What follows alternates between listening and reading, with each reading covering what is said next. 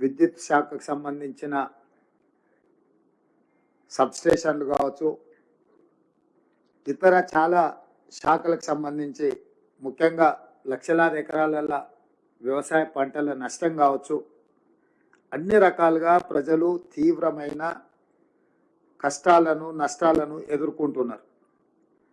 గత 3 రోజుల నుంచి రాష్ట్ర ప్రభుత్వం అధికారులు, ముఖ్యంగా మంత్రివర్గ సహచరులు, ఉప ముఖ్యమంత్రి గారు కానీ,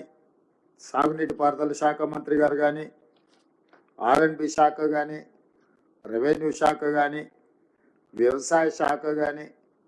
మిగతా శాఖలకు సంబంధించిన మంత్రులు అందరూ కూడా నిత్యం ప్రజలలో ఉండి ప్రజలకు ఒక నమ్మకాన్ని, విశ్వాసాన్ని కల్పిస్తూ ఈ సంక్షోభ సమయంలో ఆ సంక్షోభాన్ని పరిష్కరిస్తూ అధికారులందరినీ కూడా సమన్వయం చేసుకుంటూ సహాయక చర్యలలో రాష్ట్ర ప్రభుత్వం తలమునకలై ఉన్నది. నేను స్వయంగా దాదాపుగా 2 రోజుల నుంచి నిరంతరం చీఫ్ సెక్రటరీ, డీజీపీ, డిజాస్టర్ మేనేజ్మెంట్కి సంబంధించిన అధికారులను, అన్ని జిల్లాల కలెక్టర్లను, ఎస్పీలను, కమిషనర్లను సమన్వయం చేస్తూ వారికి సరైన విధంగా దిశ నిర్దేశిస్తూ దాదాపుగా 48 గంటల నుంచి కంటి మీద కునుకు లేకుండా ప్రభుత్వ యంత్రాంగం అంతా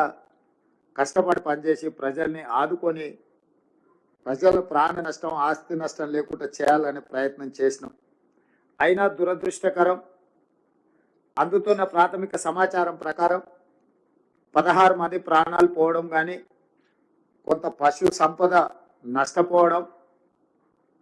వేలాది కోట్ల రూపాయల ఆస్తులు